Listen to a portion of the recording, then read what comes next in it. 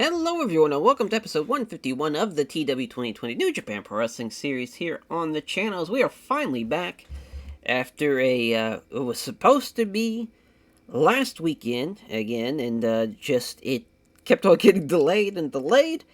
We're finally here after 2 weeks and it is on a special Sunday episode of the New Japan Pro Wrestling series here on the channel as we are at the Wrestle Grand Slam Tour. And for Wrestle Grand Slam, we have 4 Road 2 shows, 2 in between the 2 major shows. We'll have the Tokyo show first, after the first 2 Road 2 shows, and then, of course, after that, the next 2 set of Road 2 shows going into the Wrestle Grand Slam show and so forth. But I'm sure everybody always remembers the schedule and how it works out. But for episode 151, history will be made. And we will talk about that here very shortly, because to talk about the 2 cards, we're going to have to give away some things that are happening on the first show. As the main event for the first show, of course, Will Hobbs vs. Tyler Black. This was made after Hobbs beat Tyler Black in that New Japan Warfare matchup. As far as pinning Tyler Black, of course, that was at our Power Struggle show. As, it technically wasn't. Yeah, I guess technically it still was not a New Japan Warfare matchup. It was more of an elimination style matchup, like a Survivor Series type of style matchup. But he was the man to beat Tyler Black. And with that win, we'll give him this title matchup tonight, which you see at Wrestle Grand Slam in Sapporo. Another heavyweight title matchup, but a new champion. Is yes, indeed, Will Hobbs will beat Tyler Black. Now, how he does that, I will still keep that, as far as in the sleeve. And you have to wait and see for that. As far as for Will Hobbs and Tyler Black, though, that matchup, of course, is going to be a lot of fun. And for Will Hobbs, man, he is the first African-American heavyweight champion since Bob Sapp, which is a long time coming. Of course, Will Hobbs has been a guy that we have put a lot of stock in. Of course, as far as for his singles run, it's really been about 3 years or so, give or take. It's probably been about 3 years, maybe even longer. But let's see, pretty much when he made it into the G1, so maybe that was 2026 then, when he was in the G1 Climax Finals. Yes, he was. So yeah, it has been 3 years now. So I got it right the first time. So 3 years, he's won U.S. title twice, the Never Openweight title, he's won the New Japan Strong Openweight titles twice. Of course, he still is the New Japan Strong Openweight champion. He's almost been a year-long reign as champ. But now, his biggest achievement yet, beating Tyler Black in this main event. And with him and Tankman, too, it's kind of crazy. They've only had 1 tag team title reign. That was mainly because of Calvin Tankman. Because Hobbs has been the man this whole time. And, of course, him joining this list of heavyweight champs, really, it's kind of funny. With our product, obviously we don't really use a lot of, promos and shit. If we did, oh my god, Will Hobbs would be a top guy. For sure. Just with how we could present him in the presentation of just this big motherfucker coming in there and slamming people through the mat. Just off of aura alone, he's a top guy. But you get in there and with guys like Tyler Black, too, and guys like Jon Moxley, or even, Sonata, and, Hayato Tamura, which we're about to see, another kind of big hoss guy. But he's a fun big man to go in there against smaller guys. He's a fun bruiser to go in there and battle some other big dudes. It's kind of the best of both worlds, as far as that, from that regard. But his first IWGP heavyweight title, of course, was a part of Disciples of Darkness, and now the Order of Destruction, and now part of the Order of Change. As far as this mega group looking to take out New Japan, and my God, I mean, they will be one step closer with now the new heavyweight champion in Will Hobbs. But will he beat Harold Tamura, though? We will find out soon enough. IWGP Women's title matchup, Chris Statlander of the also Order of Change, but also the Dark Order, taking on Mayu Iwatani, Women's Champion. Of course, for Mayu Iwatani, has had the belt for a couple of months now.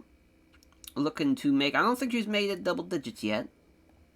Take a look. Yeah, eight defenses, 74 days. Of course, it's hard to top Io Shirai's pretty much year-long reign, 28 defenses. Crazy. Plus Kyrie 17. She's got a ways to go before she reaches that level. But she's on a hell of a run. And she can make it 9 defenses, and she can make it about 90 days. If that, well, probably not even close to that 90 days. More like 80 days. But it should be a hell of a matchup, though. And for Kris Statlander, she's looking to become the first women's champion as far as for her reign for the Dark Order. And also for the Order of Change. But also, too, she'll be the first Gaijin champ since Becky Nakakun, yeah? Did I see that right? I thought she was. Oh, Ashley Flair did it twice. Wow, Becky has never won it. That's kind of crazy. I definitely thought she did. But yeah, that's wild. As far as only Ashley Flair. As far as from the Gaijin side, it's a tall order. Tall order. We shall see. Obviously, we know Will Hobbs is winning the main event now because of that, promoting the next card, the Wrestle Grand Slam in Sapporo. Which obviously in real life we would not do that.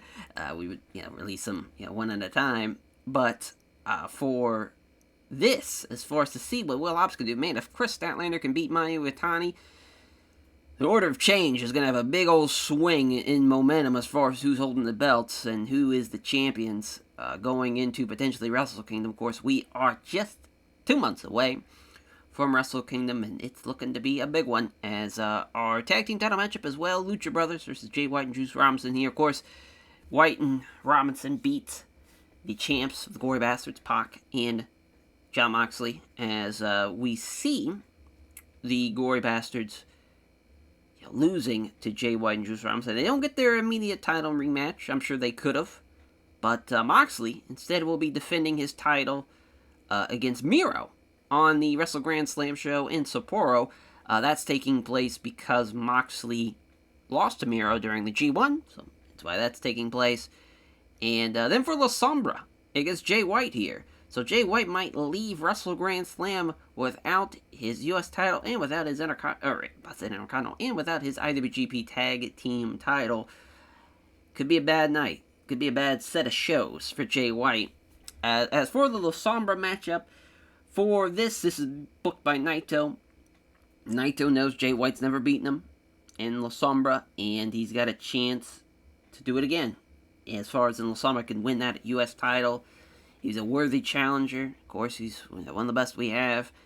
Should be a hell of a matchup. And for the Wrestle Grand Slam side of the Tokyo show, as far as the Junior Heavyweight Tag Team titles on the line, the Velocities take on the runner-ups in Koji Kamai. Because of their interference that fucked them over, figure this was fitting to have Koji Kamai get a title matchup. Maybe they got a chance to spoil Velocities from being at Wrestle Kingdom. Of course, the Velocities, if they win, they will take on Demonic Bamba and Samurai del Sol. Same thing for the other side of it's Koji Kamai.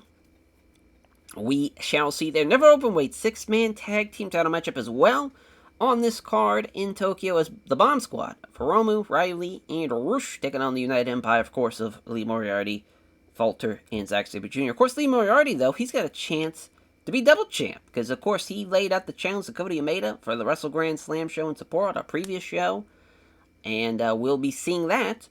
So as far as if Moriarty can get the win with his United Empire, he's going to be looking real good. As the next matchup, kind of a little bit of a preview of what Umeda is going to do against the United Empire side of things, as far as Makabe and Alexander taking on Umeda and Konosuke Takeshita.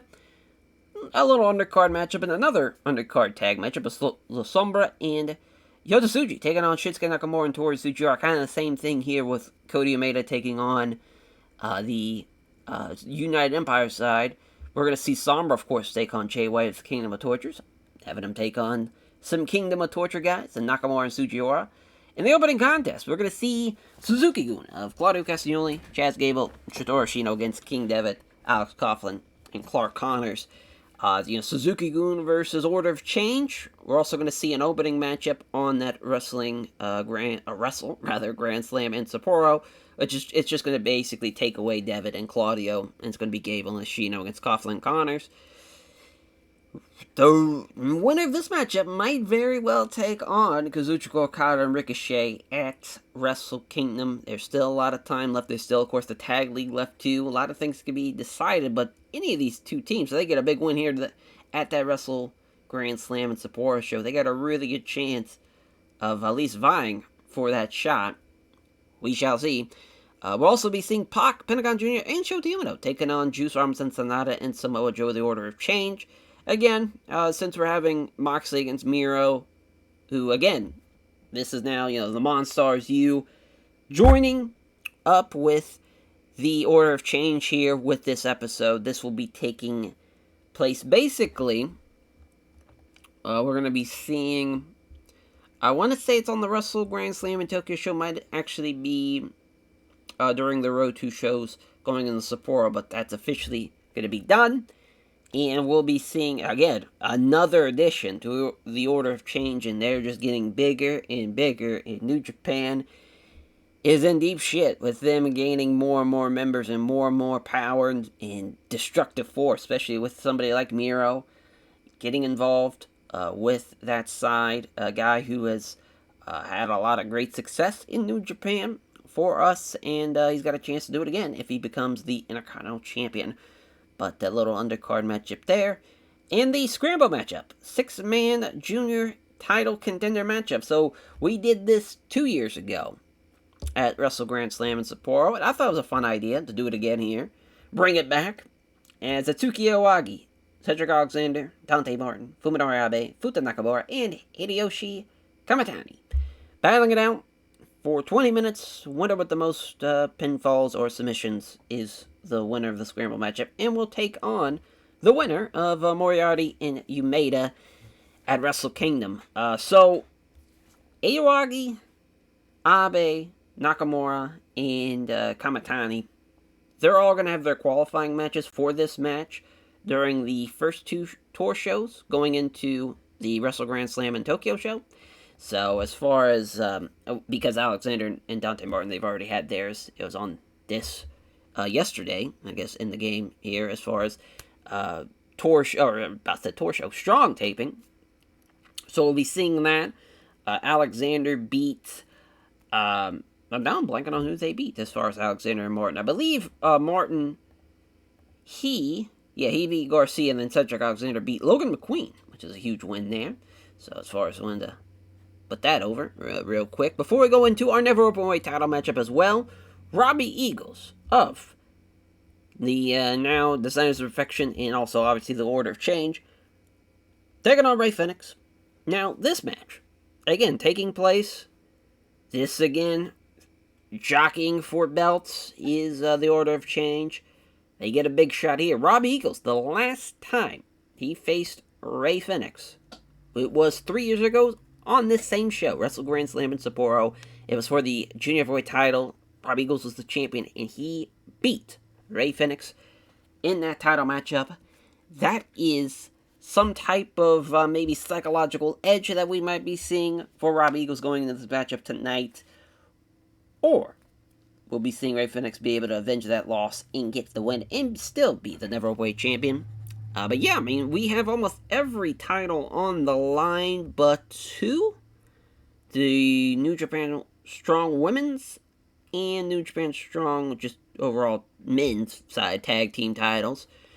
Everybody else's belts are on the line. Yeah, everybody else's belts are on the line.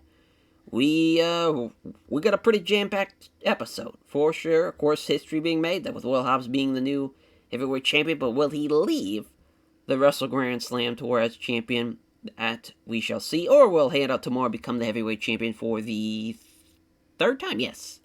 Third time, wow. He'll be one behind Nakamura, and he'll be three behind Okada.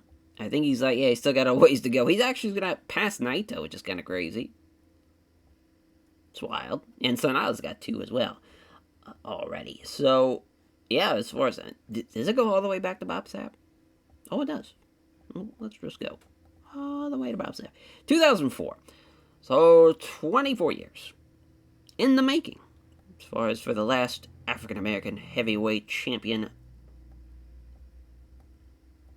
But yeah, it was Manabu Nakanishi, and then Makabe, and then Tanahashi's run in 2011, Okada, and boy, that started everything at AJ. And my, a lot of history, Hard to believe that this all started back in 2020 with Naito being the champion during COVID, and he dropped the belt of Evil.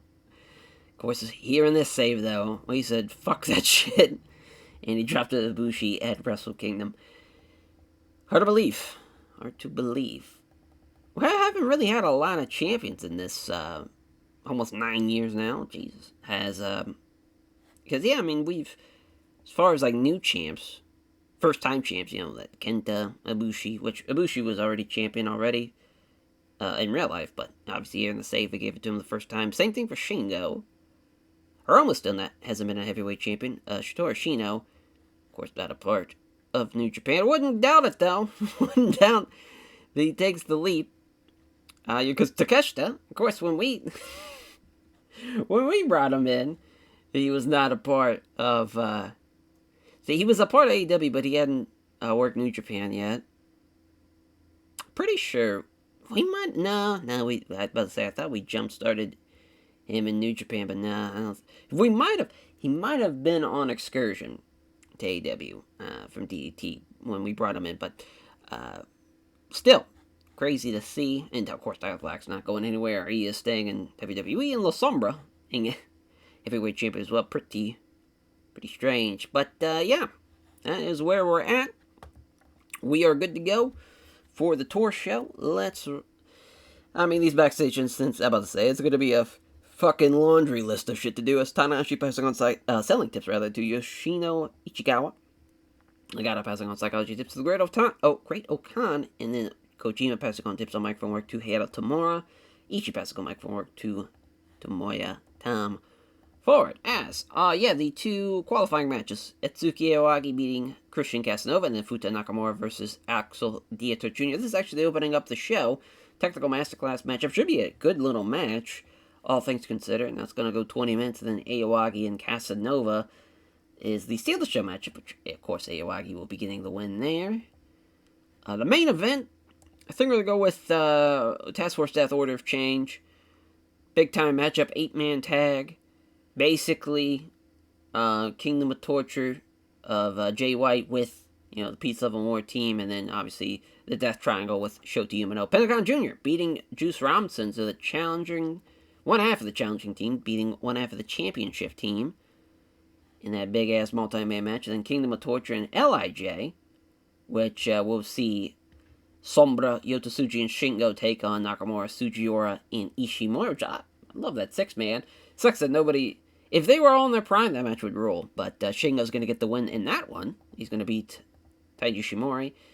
Statlander in Jamie Hayter versus Mayu Iwatani in Rio. As Rio's coming back, I think this is her first match since she's been gone forever. Being in rehabilitation, we shall see. Yeah, about to say, we booked her on a strong taping in February, so she's going to be rusty. But that will be a win, though, for Hayter and Statlander because they're the actual team. But yeah, we'll put that smack dab in the middle. Then Rex Steiner and Chaz Gable against King Devitt and Brody King. Fun little undercard match, which Brody King's going to beat Rex Steiner in that one. So a win for the Kingdom of Torture. A lot of wins for the heels on this show. But also we're ending it out with Task Force Death getting the big win in the end. So not too terrible. As, of course, we'll be in Tokyo, so we want to try to avoid that for as long as we can. And then we'll be in Sapporo as well for the major show second time around. So we'll kind of just try to avoid all those areas. And if we do, we will be fine. Perfect. Let's run the Nago Industrial Gym. Actually, is there a 4,000-seater? Every time I try to look... Oh, yeah. Yeah, we got the Hiroshima Green Arena. That will work for us. Perfect. Day one of Wrestle Grand Slam. Yeah, an 80. Pretty good shit here as Futa Nakamura with the deadlift, gut wrench powerbomb. What a finish. And what a win for Futa Nakamura. And he's got a chance to go to Wrestle Kingdom. Big opportunity there in the scramble matchup. Same thing for Etsuki Aoyagi. Gets the win with the Firebird Splash in 10:36. 78 for Statlander and Hater against Rio and Mayu Iwatani. Yeah, Rio with a 47. Iwatani, though, with a 77. As Jamie Hater, 66. Not bad. Not bad at all. She gets the one with the big bang over Rio. But yeah, I mean, Statlander, I think, as far as I was thinking, that she's getting a decline. Oh, yeah, penalized. Yeah, she was. Not too terrible, though. Another 78. Steiner and Gable beating, or rather losing, to Devitt and Brody King. Actually, a good little team there, Brody King and King Devitt. As the Gonzo Bomb for Brody King beating Rex Steiner in 10-17. Good shit there. Another 76. Kingdom with Torture in LIJ, the 6-man tag. As we see LIJ getting the win. Made in Japan for Shingo over Ishimori. Kind of crazy. Ishimori, almost the best guy in the goddamn match, besides Sombra.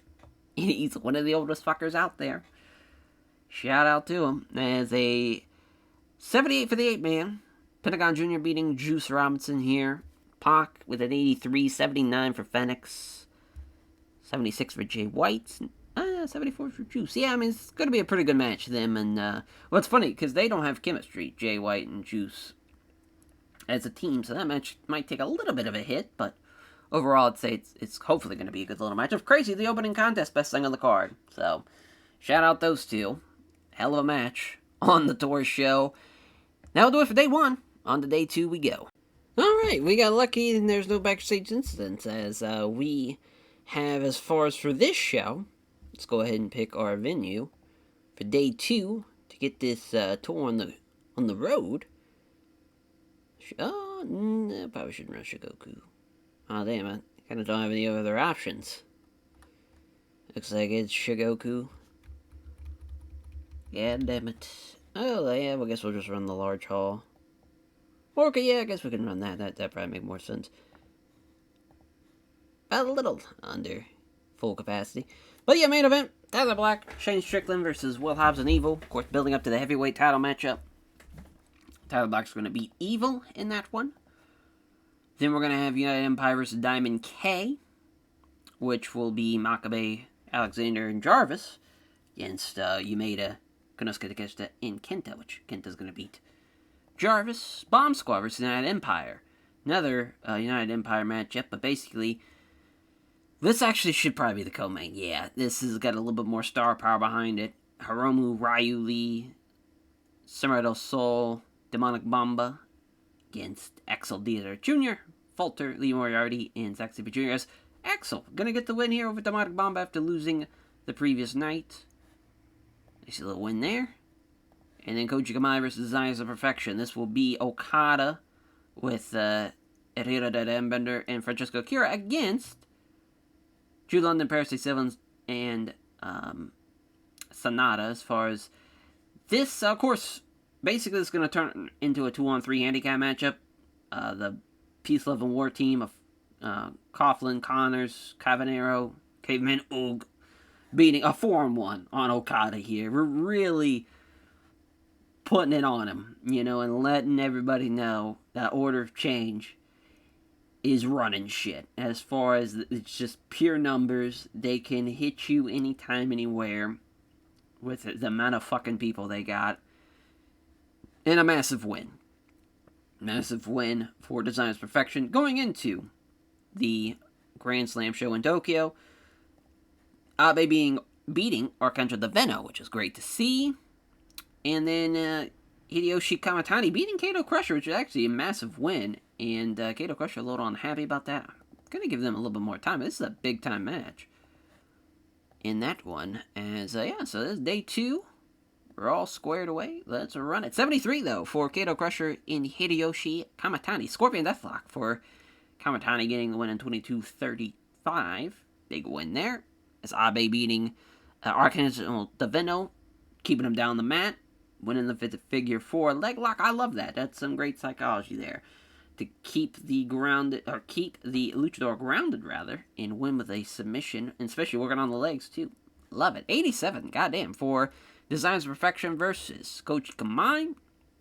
Of course, again, this basically turns into about 4-on-1. Turns into a 3-on-2 because of a 4-on-1 attack onto Okada. Very much, you know, where with the tour shows, we're able to kind of do shit like this. Obviously, I kind of want to stay away from that during the main show, but there is still going to be some shenanigans for the main show, but we have a plan. We have a grand plan. And mine is an 81 for the next matchup, United Empire versus Diamond K. Kenta beating Corey Jarvis. Go to sleep. Corey Jarvis is 48 again. He's someone that should not be around anymore. But he's a warm body for somebody to beat. So that's kind of why we still keep him around. It's kind of crazy. Kenta, again, older than everybody on that side of the ring, still outperformed him. What a goat. What a goat. As the Bomb Squad losing to United Empire, as we see Axel Dieter Jr. getting them with the Lotus Lock over Demonic Bamba. Hey, somebody should let him know that fucking Okada uses that, but that's alright. As, yeah, I mean, Axel, worst guy in the match, so probably shouldn't have gotten the win, but at least he's kind of close to Demonic Bamba. Good matchup, though. I'm surprised they only got an 83, I guess because the worst guy in the match got the win, but it's a good match, though. So the 84 main event, Evil and Will Hobbs losing to Tyler Black and Shane Strickland, as Tyler Black with a curb stomp over Evil, and will that be the fate for Will Hobbs? We shall see. As Hobbs almost got injured. That would have really sucked there, Shane Strickland. Glad you not hurt him. My God. Whew. That would have sucked. That would have been a tough one. As, yeah, now on to the Wrestle Grand Slam in Tokyo. Alrighty, we are here at the Tokyo Dome. How about that? We're back at the Tokyo Dome. This idea, to come back to it, just as far as I like that, because it's Wrestle Grand Slam, and the Tokyo Giants, obviously, playing in the Tokyo Dome. It just makes sense to have this be in the Tokyo Dome. Plus, I want to keep the Antonio Inoki Super Arena saved for Wrestle Kingdom, which is obviously now very much around the corner. So wanted to make sure that we have a big show for that. But a hell of an opening contest for us, as far as Suzuki-gun getting the win of the Order of Change, as Devitt, Coughlin, Connors falling to Suzuki-gun, and Claudio, the stretch buffler, over King Devitt, which Claudio, worst guy in the match, losing to Devitt.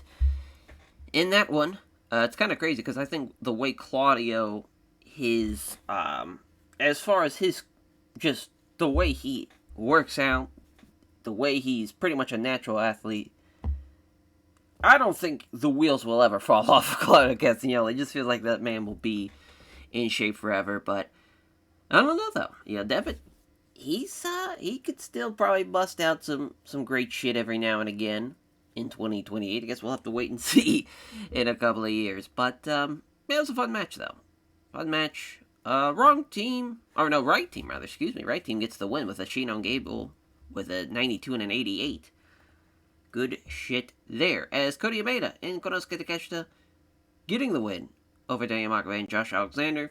The Wall of Takeshita. Of course, this had to be the Steal the Show matchup. Big win. Big win there for Takeshita and Umeda, which, my God, a 90 and a 92. What a team. And, especially for Diamond K. I mean, those two men. Jesus Christ. Incredible stuff. Konosuke Takeshita was off his game, and he still gets a 90. I mean, they were clearly the better team there. So 81 for Sombra and Yota Tsuji against Shinsuke Nakamura and Toru Tsujiura, the Brilliante driver, for La Sombra over Shinsuke Nakamura, being his former, I guess you could say, rival. Maybe not, but maybe just a opponent, maybe, as far as, maybe don't want to go full-on rival. But, I mean, they've had multiple, Intercontinental title matches, and we've had multiple matches with them in this save, too, for some hardware. But, obviously the right team gets the win there with Sombra and Yota Tsuji. It's a 99, goddamn, for the Never Openweight 6-man tag team title matchup here, as the Bomb Squad beating United Empire, Rush beating Volta with the Rush driver, and we have new champs. And what a trio it is. Hiromu, Riley, and Rush getting the wins here. And man, I mean, the Bomb Squad, low-key cooking here. They get the Never Openweight 6-man tag team titles. They have a chance, Samurai del Sol and Demonic Bamba, to win the Junior Heavyweight tag team titles at Wrestle Kingdom. It could be a big 2029 as far as the start of the year for the Bomb Squad. getting some gold, especially with the way the Order of Change is trying to get all of these championships. They will be a tall, tall task for them, but a hell of a matchup, though. Worst guy in the match was on 90. Very, very good stuff there. Koji Gamai, falling short of the Velocities, and that is their 7th junior heavyweight title defense. Paris de Silva and Jude London beating Herrera de Ambender and Francesco Akira. Incredible junior heavyweight tag team title matchup. This should have been way better. But as far as you get, the lack of psychology brings it down. A 90, 91, an 84, and an 80. Francesco Akira probably could have been a little bit better, but good shit though, nonetheless. Nice little junior heavyweight tag team title matchup. And the IWGP tag team title matchup's an 82. I figured it was going to be the worst thing on the card because of the lack of psychology, but even the lack of chemistry from Jay White and Juice Robinson, but the lack of psychology again hits this match, and that's their first defense though. Juice Robinson pinning Pentagon Jr. after the pole friction. What a win, as they retain their belts for the first time going into the Tag League. So they will go into the Tag League as champs. Will be interesting to see how Jay White and Juice Robinson go about it. Will they try and pull what the Velocities did and not be involved in that Tag League? We shall see. It's an 82 for our women's title matchup. And what an upset. Chris Statlander does in fact beat Mayu Iwatani. We have a new champion. The Area 451 in 26:54. Mayu Iwatani with an 84. She was very, very unhappy about losing the belt to Chris Statlander here. But a huge moment for Statlander. She's been a AEW Women's Champion a couple of times in the save. Now she becomes the IWGP Women's Champion and beating Mayu Iwatani at that. In the sold-out Tokyo Dome, what a moment for her. And now she'll see how Will Hobbs does it, because he does in fact beat him. And it's because of one man in particular. So, obviously you knew there was going to be a lot of bullshit involved. It just kind of goes without saying, between the, I guess you could say, the New Japan side and the Order of Change side. We saw Tyler Black brought to ringside with Jon Moxley. And we saw Will Hobbs brought to ringside by Sonata. But we also see some interference from Miro. And this is how we get to Miro joining in the Monstars University, joining with the Order of Change. With this, as far as attacking of onto Miro and Moxley brawl after distraction and whatnot, and all this chaos is happening. There's this large man in the crowd kind of behind the commentator's table with a hood on, and it's just like, who the fuck is this guy? As far as like they keep on kind of trying to not show him throughout the night, and then they stand up. This giant man pops the hood up. Oh my god. You hear the big pop, but you don't see who it is until finally the camera zooms in on him after a running big boot. My god, it's Brody Lee. The Exalted One returns to help his star pupil, if you will, and Will Hobbs. Big boot onto Tyler Black as he's, preparing for maybe the curb stomp even onto Will Hobbs. He changes, shifts the momentum of the matchup with the big boot, and then even power bombs him. Hobbs back up, puts him up in the rack. Referees finally, gained composure of the matchup and finally got everything sorted out. Does not know what just happened with the interference of Brody Lee. He does it. Wins it. And the new IWGP Heavyweight Champion, Will Hobbs. And immediately, we cut as far as, maybe not immediately, after getting the big win as Hobbs. And boy, oh boy, the Order of Change just pulled a fast one. Again over Tyler Black and again over New Japan. With Brody Lee being back. And this is all about the Dark Order. For post-show press conferences, it is the new women's champion, the new heavyweight champion, and Brody talking about how he has been gone for some time. He knew that he had to let these guys grow their wings, be their own people, be their champions, and go on their championship path. Couldn't be more proud there, but he knew when he saw the Will Hobbs title match was set, he knew he had to be here in person to see it. And the fact that he saw his moment of opportunity to get back in that ring once again to help out Will Hobbs any way he can, he just couldn't pass it up. Gets the win, does Will Hobbs, and Brody, puts the belt around him. Big moment for Will Hobbs as far as to finally become the IWGP Heavyweight Champion. Something that Brody Lee did not get to do as far as in this save.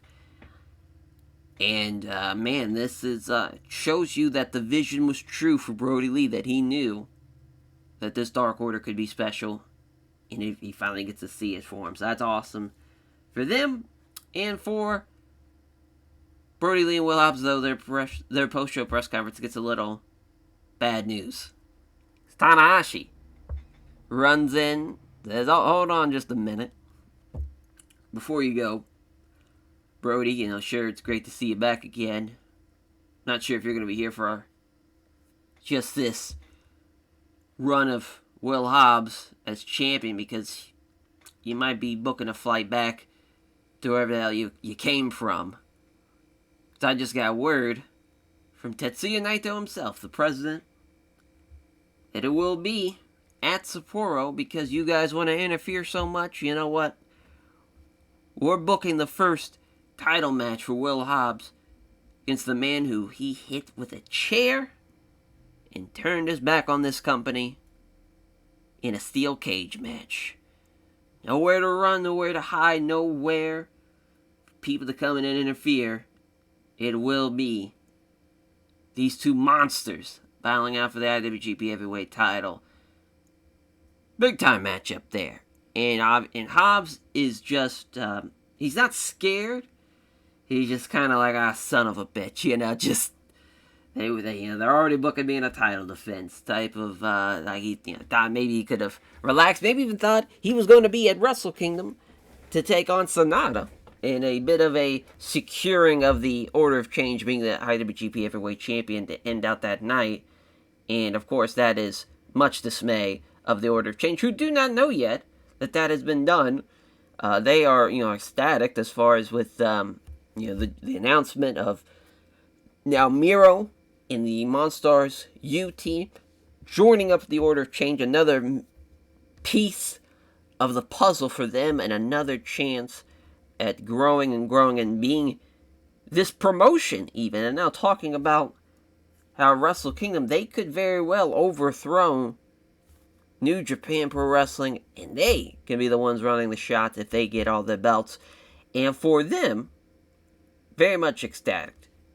New IWGP Heavyweight Champion Sonata says, listen, we're going to find out who's the best of the best come Wrestle Kingdom time, and talking about, as far as the new Heavyweight Champion. And somebody goes, oh, you guys haven't heard yet. And he's like, what? What haven't I, what haven't we heard? And they'll tell him about the Hobbs and Tormore match, and they just, Juice is just, God damn it, he's losing it. Everyone's trying to calm him down, Miro, and Miro's just kind of like, oh my God, what have I got myself into? But the Eagles is trying to calm him down, and Jay White trying to calm him down. For Sonata, though, he's just like, they're always trying something to hold us back and trying to make sure that change is not done. But there's also some champions that we're eyeing. Talks about the Bomb Squad, Hiromu Takahashi, Riley, and Rush. He knows that his velocities are going to take care of Samurai del Sol, Demonic Bomb, but he's going to make sure that he gets an Order of Change team ready to take those belts off of him. So, just again, that has basically been the story for pretty much the fall, going into the winter now, of the Order of Change, in the loosely affiliated groups, some more tighten it than others now. It seems like the House of Black and Task Force Death now with Moxley and Tyler Black looking to maybe regain focus. Moxley was in his corner. Sure, he did not, in fact, get the job done eventually because of Miro and because of also Brody Lee. But he's got his back. Maybe we'll see Tyler Black return that same favor for the Intercontinental title matchup at Sapporo. We've also, obviously, the Bomb Squad and LIJ now seem to have a bit of a similar fitting, as far as Hiromu starting his own thing with the Bomb Squad, and with, obviously, Sombra and Rush having their history. That seems to be a very tight-knit group, and, obviously, Dragon's Den being, they've always kind of been aligned as a New Japan group. And we've even, maybe potentially see, as far as there's going to be one more press conference, which we forgot to add, so I'll go ahead and, go back to the booking sheet to hurry up and do this. It's going to be with the former Never Avoid 6-man champion and the man who's looking to become the new Junior Heavyweight champion in the United Empire's Lee Moriarty, but we're going to have Walter, Zach, Moriarty, we'll also have Makabe and Alexander out there, since they were in that tag matchup earlier, but they won't cut a promo or anything. It's mainly those three men. And for them, for United Empire, Walter's pissed. Obviously being involved in the finish and being pinned, and he's pissed. It's ice in his neck. He's just trying to remain calm. But for Zack Sabre Jr., we let him go as far as for this promo. For him, he's talking about this order change shit. This is not what New Japan is all about. This is not what New Japan needs. These constant interferences, these constant trying of mind games, of one-upsmanship, of using numbers games to win. This company's about strong style. This is about the best technical wrestlers in the world competing against one another and seeing who is the better professional wrestler, who is the most skilled on the mat. That's what this company was about. This is what this company envisioned back in 1972. And that's what the focus should be today. And it's not. And it's fucking bullshit. For him, he said United Empire was about being the best technical wrestlers in the world, competing from all over the globe under one banner as a superior form of professional wrestling. I left Suzuki-gun and created my own path, forming some of the best talent in the world. And yet I've now seen people leave the United Empire. Okan, Katsuki Kitamura, these guys that we brought in, they couldn't hack it, and they left for Monstars U. And now look what they're at, where they're at, what they're doing. They are spitting in the face of what we're all about. And it makes them sick. And they're talking about, these lines in the sand, where we gotta go. If we're gonna go with the order of change, absolutely not. It even throws out maybe a hand, if you will, more of a bit of a, I wouldn't say a challenge, but more of a who's really the best in New Japan Pro Wrestling as far as what the Order of Change is doing. They can only win when it's a numbers game, whereas United Empire, they know what they can do in the ring. Dragon's Den, they know what they can do in the ring. And he even says Suzuki-gun. When Minoru Suzuki brought him in, he knew that he was going to have to use his technical skills to the best of his abilities. He's won the IWGP Heavyweight title before.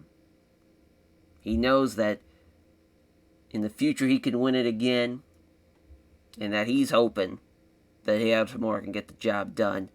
so he could be proud of his heavyweight champion that is an incredible professional wrestler. So really, kind of the promo that like Bret Hart did on Nitro, he's just like, what the fuck happened to wrestling type of thing. But not too much of that where he's shitting on the product. But just knowing that these guys are in there to be the best. That they're not looking to cheat, and really showing their alliance towards the New Japan side.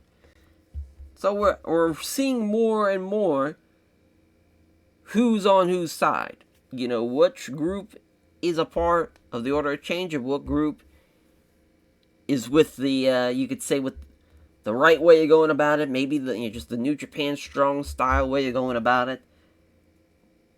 It seems like it's growing and growing on which side will get the win and come out on top. But right now, boy, the Order of Change is in the driver's seat.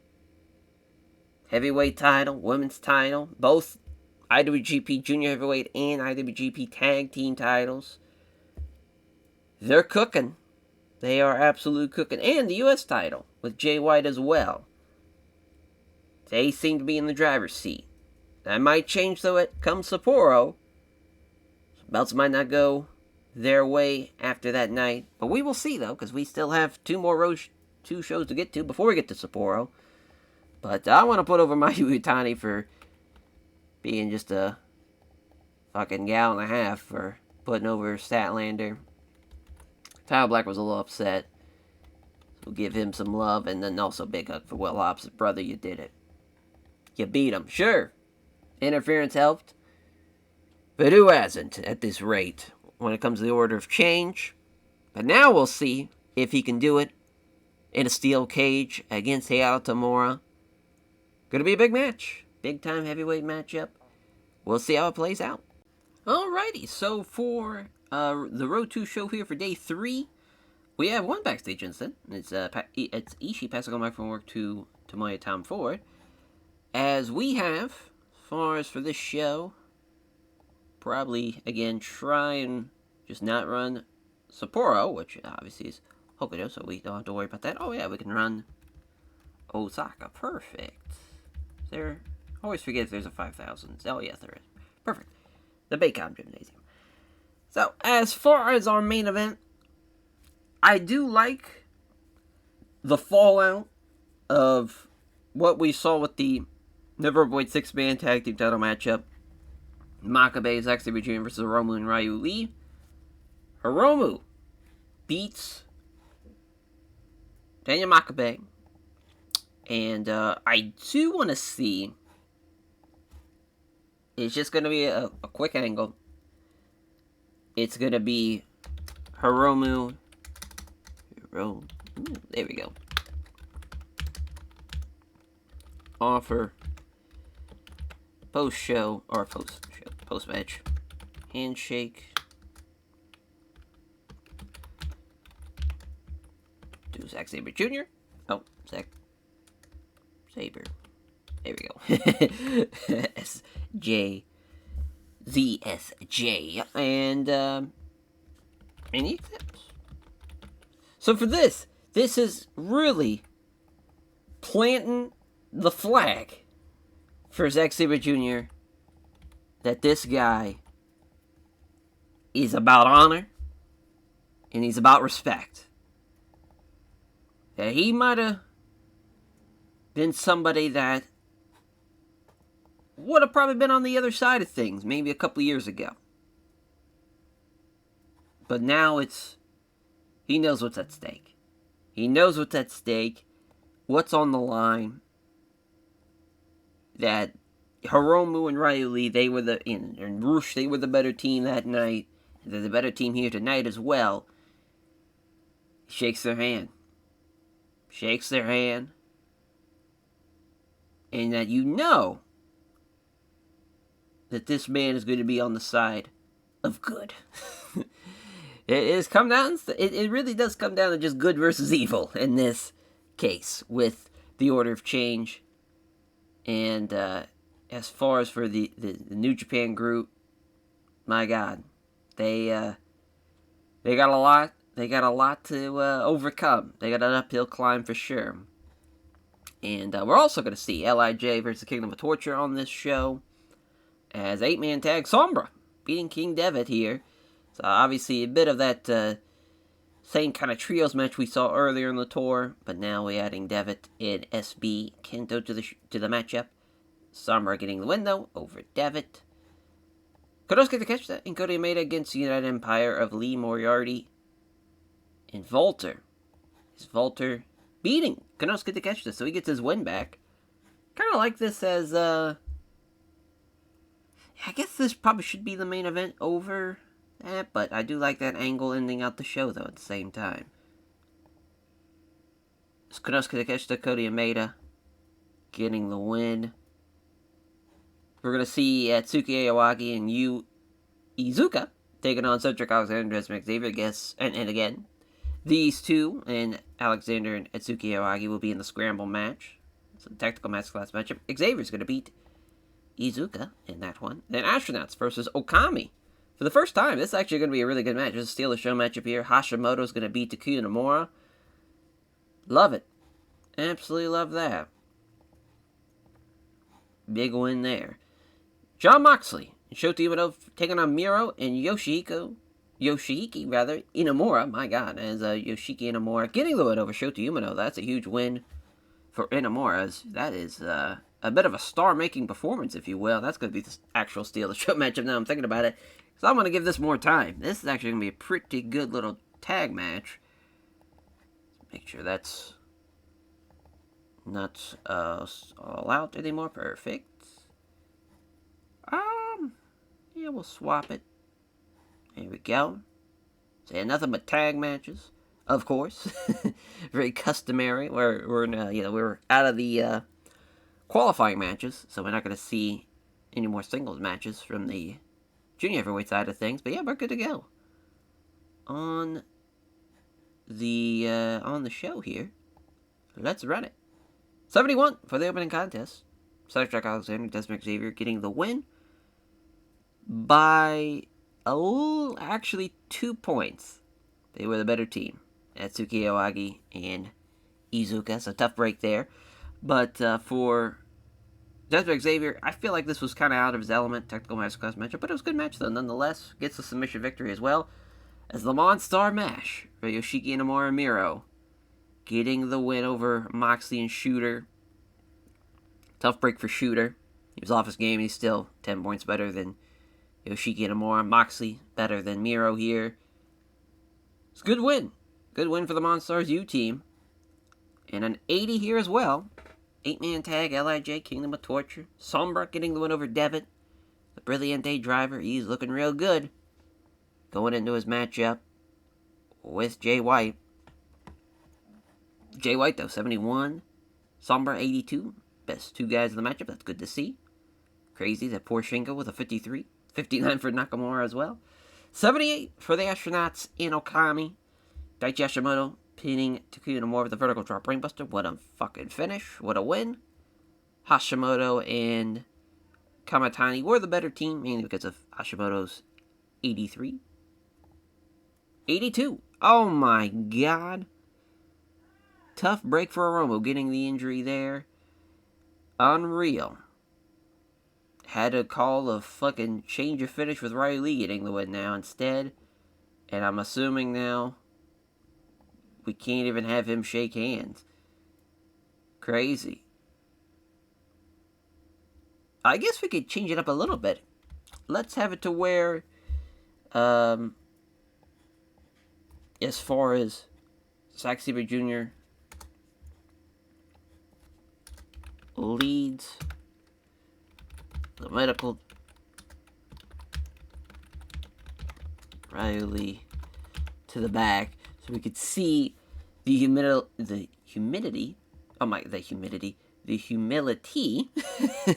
and we get to see, the better side of Zack Sabre Jr. in that one. Here we go. Probably shouldn't have been entertainment. Probably should have been acting, but that's all right. Had to change that on the fly. But a main event that delivered pretty well. It's an 86 Volter and Lee Moriarty getting the win of Konosuke Takeshita and Kota Yamada. Exactly the same. Could have went either way, but we gave it to the excellent chemistry team of Walter and Moriarty. And plus, we wanted to give Walter a win back after losing at the Tokyo show. Good show, actually. Yeah, it was a great main event. Sucks about Hiromu. We'll see how his injury, as far as how that's going to affect him going forward. Because, man, that sucks that if he gets injured to the point where he can't compete for at least a month or two, the Neverweight 6-man tag team titles might have just opened up, which is very unfortunate. But they haven't defended their belts yet, so they could get a replacement for Hiromu. We'll have to wait and see. As on to the last Road to show. On to day 4 we go. Alrighty, so we get lucky again with no backstage incidents. I don't know what the fuck's going on, but twice in the same tour with the amount of talent we have, pretty remarkable. As our main event, we see Moxley and Tyler Black team up with Shooter, taking on the Monstars U team, as Tyler Black's going to beat Yoshiki Inamura. And what a win there for the team of Moxley, Tyler Black, and Shota Umino. We're also going to see Hannah Tamura, Kyle O'Reilly, and La Sombra taking on the Order of Change, Will Hobbs, Sonata, and Jay White. Jay White's going to get the win, but it's because he's going to grab the tights, handful of tights, and got his feet on the ropes for the 1, 2, 3. I would normally have that be the main event, but because I know, well, fuck it. No, wait, better. Because I know that match is going to go over terribly because of the finish. But it's a huge moment. Jay White finally beats La Sombra, even though it's in a tag team matchup. He gets that win. It's all, might be that psychological boost that he needs to get the win and retain his U.S. title. Suzuki-gun in Peace, Love, and War. We see Gable beating Connors. We're going to see also Robbie Eagles and Logan McQueen against the Lucha Brothers. Of course, building up to Robbie Eagles and Ray Fenix, which Ray Fenix will be beating McQueen in 20 minutes. Also, 4 Horsewomen versus the Triple Talent Tandem team. Of course, Io Shirai, Kariojo, and Konami. They get the win. As we'll see how that one plays out, as Io Shirai getting the win over Ashley Flair as well. In the opening contest, Jamie Hayter and Queen Amanada. But the Queen will get some help from her new muscle and the newest member. We gotta bring her in because we sent her down to CMLL just for a bit. Jade Cargill. Jade coming in as the big muscle for Queen. Boy, these girls are green as grass, but you know what? Money angle, to be honest with you. Strickland with Amanada and Jade Cargill. Sign me up. A hell of a loss for Jamie Hayter, but fun angle now going forward is because the next strong taping we're going to have Queen Amanada and Jade Cargill take on Jamie Hayter and Chris Statlander. So, a little building of there, and of course adding to the Embassy too. The little mini group of the House of Black. At this rate, we might even just have them have their own group just for the fucking logo's sake. Because, man, we're cooking. We're cooking a little bit with what we got here in the Embassy.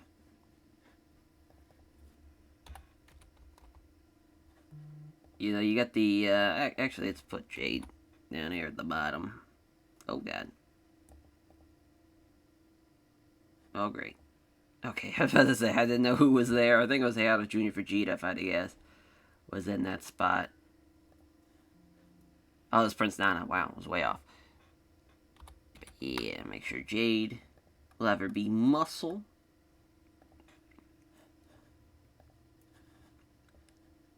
Good shit, good shit. Alrighty. Think we're good to go. As, man, what a win for the Embassy, though. And especially getting the win over Jamie Hayter. Perfect. Exactly where we need to run. Just anywhere that's not Sapporo. And it's going to be damn near a sellout as well. Let's run it. Oh, 68. Actually didn't go as bad as I thought it would. Queen Amanada, though, with a 45. Jamie Hayter carrying this one. She's a fucking lad and a half for that one, as to get the loss here over Queen Amanada. We again got to give her fucking finishes.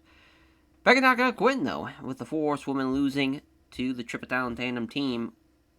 Io Shirai getting one of the Cloverleaf. Basically, we're going to have at the Tag League, at the finals, we'll see Io Shirai and Kairi Ojo take on Becky Knockout Quinn and Toni Storm for the women's New Japan Strong Openweight Tag Team titles. As well as a little building there. Robbie Eagles, Logan McQueen against Pentagon Jr. and Ray Phoenix. Package pile driver win for Ray Phoenix in Pentagon Jr. over Logan McQueen. We'll see if Ray Phoenix can get it done again when the lights are bright. Dominic Garrini with drummer's elbow. Doesn't sound good. Gets injured here. But Suzuki can pull off the win, though, with Gable getting one over Clark Connors with the great amplitude. We'll see if he can get it done as well on the final show in Sapporo in that tag matchup. And Juice Robinson was on the call set. Just great. Thanks a lot, Juice. Yeah, finish sucked, but hey, at least the match actually did pretty well. We'll take a 63. So yeah, it was. I don't know why they had ghetto interference. I don't mind it. But I don't think it was necessary.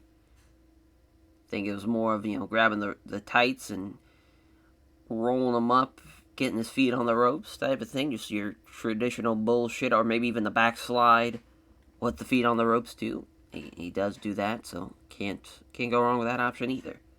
So 80 for our main event. Tyler Black getting one of the God's last gift. Tyler Black, though, and Jon Moxley. Wow, it's crazy. Moxley is now pulling off the same rating as Shota Umino. The IC title matchup might not go over so well. And boy, oh boy. Glad that's not the main event now. And it's Hobbs and Tamura in a cage for the heavyweight title. And we go to that now. Alrighty, we kick off with Coughlin Connors pulling off the huge upset win over Chaz Gable and Shotaro Ashino, as Connors and Coughlin, man oh man, what a win. Excellent chemistry boost for them, and it doesn't even come close for them competing with Gable and Ashino. But a massive win nonetheless, at a 90 as well for the segment. Got off to a strong start as well here in the sold-out Sapporo Dome. Back to the Dome, seeing for the Sapporo Dome and the Tokyo Dome for this episode, as Task Force Death of Pac, Pentagon Jr., Shota Umino, getting the win over Juice Robinson, Sonata, and Samoa Joe, as Joe loses the Fear Factor, which is crazy to pick up a guy that size. Yeah, well, I mean, Joe, he's over the hill, unfortunately, at this point in 2028. Hurts my fucking soul, but it is what it is, unfortunately. Would have been a hell of a match if we just took away Joe and Umino, but I didn't want to do all that. As a scramble matchup, we do in fact see Atsuki Aoyagi getting the most wins, even though he was one of the worst talent in the match, as far as just he barely outperformed Futa Nakamura and he completely outperformed Kamatani. His 2 wins would be over those 2 men. Abe, Martin, and Alexander. Abe would beat Martin. Alexander would also beat Kamatani, but he would lose to Dante Martin. Dante would lose to Nakamura. Well, actually, yeah, we already had him losing to Abe. So trying to... I guess we could have... just have Aoyagi beat him. I like that, too. It's a tough break for the House of Black member, but a huge win for the new wave of Strong Style, and they have punched their ticket to Wrestle Kingdom with that win for Atsuki Aoyagi. We'll see now who will be taking on later on tonight, as Ray Phoenix beats Robbie Eagles with the Meteor, gets that win back over Robbie Eagles. Fun matchup, though. Obviously, Ray Phoenix carrying Eagles in this one, and that's his second offense as well of the Never Openweight title. And 88 as well for the Intercontinental title matchup. Yeah, we moved this way the fuck down on the card. I just had a bad feeling about it. So we had Tyler Black at ringside. You had Yoshiki Inamura at ringside. We also had Miro and we had Shota Umino and the Great Okan at ringside. And it turns into a pure sixer. Eventually, though, Moxley does overcome Miro, getting the win with the Death Rider, and retains the Intercontinental title. And that's his second defense as well. huge win there. I forgot to add a post-show press conference. We'll add that at the end. It's nothing huge. It's just basically announcing Moxley and Tyler Black are going to be competing in the tag league for the first time. So we'll be seeing Jon Moxley and Tyler Black again. I have toyed with the name Forged by Combat in reference to, as far as them teaming up, from the Shield days. I just feel like that's kind of like a fun name for them. But I don't know, maybe not. It's weird. It's weird because obviously Shield is just like an acronym, so, or it's technically, I don't think they actually call that an acronym, the military use of that. But you all get the gist of it. It's a hell of an idea though to have them team up in the tag league. So no, Moxley and Pac, but Pac will hopefully get his sights set on something as far as maybe potentially vying for a title. We shall see. As far as from that regard, Moxley though making his second defense. So 96 for the junior heavyweight title. Kota Umeda, Lee Moriarty. Umeda making his second defense with the Fisherman Buster. So that is our junior heavyweight title matchup for Wrestle Kingdom. Kota Umeda and Atsuki Aoyagi as Umeda, second defense. Huge win. And a hell of a matchup though. A 90 and a 92. I'm glad I put that as high as I did. Probably could have been over this, as the U.S. title does in fact change hands. So Sombra, the new U.S. champion, beats Jay White. Jay White, I mean, listen, he got that win in the tag match, but doesn't get the win on the big show. And Sombra, the new U.S. champion, for the first time in the save, is the IWGP U.S. champ. And our main event in the steel cage, we do in fact have a new champ. Tamura does it. Beats Will Hobbs. I can't believe this got a 94. Shout out the crowd. Shout out just a good show to carry this main event. And right afterwards, though, post-show press conference with Tamura, Tanahashi, Naito, and Sombra. Just big night. And Moxley's there with Tyler Black. Some big nights for the champs. But we come see Koji Kamai's, Kazuchika Okada, Blastoffs, Kota Ibushi, Zack Sabre Jr., and Satoru Ashino showing up. And they have formed the Pride. Of course, obviously, the Pride of New Japan. Hado Tamura of Dragon's Den, with Dragon's Den. LIJ, of course. Kota Ibushi, Blastoff, of course, Blastoff now being a part of it. Task Force Death, House of Black, United Empire, Suzuki-gun, Koji Kamai. What a group! Plus, the Bomb Squad as well. Just we didn't have enough room to make that happen. And Triple Talent Tandem will get announced as being a part of the Pride. Huge. Absolutely huge. To think that now this babyface group has a name as well. So we have the Order of Change versus the Pride of New Japan. Feel like that just makes sense of what we're building towards. This almost in-game scenario of the fate of New Japan, seeing almost this Avengers kind of level of team-up, from the best technical wrestlers in the world, some of the best brawlers in the world, and Moxley and Tamura, and some of the best high flyers in the world from Koji Kamai's side, and also from Blastoff's side, and even LIJ with the Sombra, and obviously the Bomb Squad too with Ryu Lee and Samurai Del Sol, and this is a fun group for sure. The Pride of New Japan, and there's still people that have yet to have chosen a side yet in this war, but yeah, that is basically that angle. So the Pride, New Japan, officially marked on the Wrestle Grand Slam show in support. Now, afterwards, Tanahashi stays here, and in comes, as far as, Riley and Rush, they have an announcement to make with Naito, and as far as regarding the Never Avoid 6-man tag team titles, after just winning those belts, we, of course, talk about the injury with Hiromu and saying that he's going to be out for 3 months. And what that injury, of course, means they will need a replacement. And Rush and Riley have informed me that their replacement is not a part of the Bomb Squad, but instead a fellow member of Pride of New Japan, the man that was a part of that losing effort of those never played 6-man tag team titles, but also was involved in that matchup that saw the injury, Zack Sabre Jr. And Zack is stunned at the news. It's just like, whoa, as far as, but he, immediately just talks about how shocked of the announcement, but he knows that these two and Rush and Riley are some of the best in the world.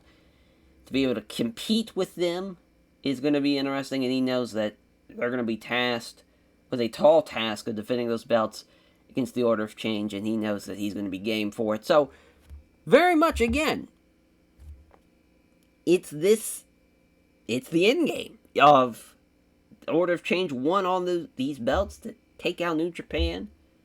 New Japan's now fighting with numbers as well, with a unified group, a one-for-all mentality.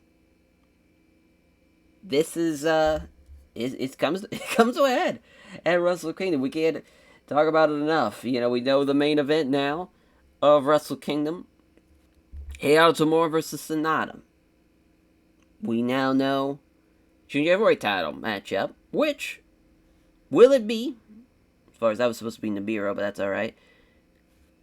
Kota Umeda being a part of the Order of Change. Because this post-show press conference, it's Umeda talking about how hard-fought victory and how he knew Lee Moriarty was going to be game for it. He knew that he was going to have to be at his A game to beat him. He does, and just talks about how now he's focused on Atsuki Aoyagi and competing at Wrestle Kingdom. But Sonata says, hold on a minute, and he says, listen, you're in a very, very valuable spot right now. Diamond K, didn't see them a part of that Kumbaya Fest. That's the Pride of New Japan bullshit. You don't need to be a part of that side. You need to be a part of the winning side, the Order of Change, because change is coming. For the land of Japanese pro wrestling, it is going to be us at the top. You might as well be on the winning side. What do you say? As far as we are giving you a shot right now to have Diamond K be a part of it. And Kenta's not around, Nakajima's not around, Konosuke, it's just him right now, giving him the question. Umeda's thinking, and he says, we've kept our nose out of this, because we are only about Diamond K. Our group is tight-knit. We only want Diamond K, what's best for us. Thanks, but no thanks. We're Switzerland in this ordeal. Sonata just, kind of shakes his head, just sighs, so that's not going to cut it. We're going to need a different option. So in comes the onslaught of assault from the new wave of strong style. I mean, a 6-on-1 attack in Aoyagi while the rest of them beat up on Kota Umeda. Sonata shakes the hand of Atsuki Aoyagi and says, it's only right that the new wave of strong style is a part of this Order of Change, because this is the new wave of strong style. You're looking at it right here, the next Junior Heavyweight Champion, and Atsuki Aoyagi. He will beat Kota Umeda for that Junior Heavyweight title at Wrestle Kingdom. Mark my words, says Sonata, to end out the press conference and to end out almost the show, because we got one more press conference, because it is, of course, the announcement of Moxley and Tyler Black competing in tag team action again. It's kind of funny, because they never really were, the official team of, the tag team of the Shield, because it was more so of, Tyler Black and Roman. It was kind of more like the tag team champs. Well, Mox was the U.S. champ. But them competing. For them, it's, talking about look at what we've done. As far as for Tyler Black and Moxley, talking about how they were rivals here in New Japan when they first arrived. Tyler Black was, as far as his selfish, stuck-up self that he had been for the last decade or so, but he saw a change brewing for Tyler Black, and Tyler Black says, man, we're getting old. We've grown together. We've been on separate ends of the spectrum now. We've competed against each other for the past 10, 12 years.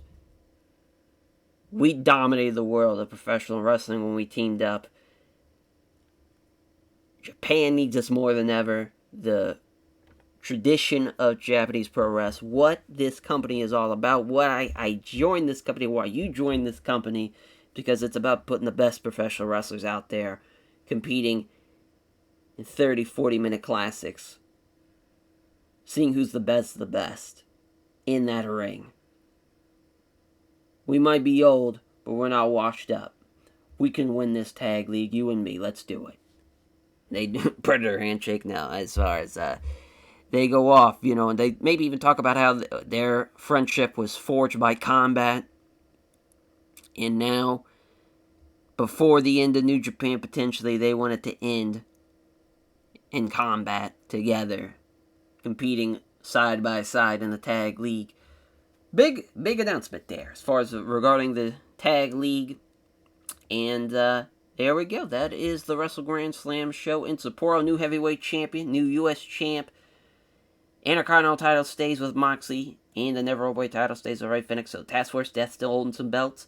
Koya Maeda tried to keep Diamond K out of it, keep them a part of Switzerland, but looks like they are being thrust upon into this war with that answer. Because, as they said, way back when the Order of Change was first formed, if you're not with them, they're against, you're against them. So this is shaping up to be big for sure. We're getting more and more title matches booked for Wrestle Kingdom, and we will see. As far as one last tour left of 2028, and then we'll be at Wrestle Kingdom to kick off 2029. But my God, who to put over? I mean, I feel like we gotta put over Tamura, for the big win, third time as the IWGP Heavyweight Champion. Maeda was great though. I mean, they were the best thing on the card, him and Moriarty. So I feel like we should put those guys over too. Great shit. Love it. And now, we send it off for episode 151. Thank you all for watching, and we'll catch you guys next time for episode 152, the Tag League. And we'll see if the champions will be involved in this. Will they try to pull a velocity stunt and not be involved in this Tag League? Or will they, in fact, compete in that Tag League to prove that they are, in fact, the best tag team in the world? We shall see.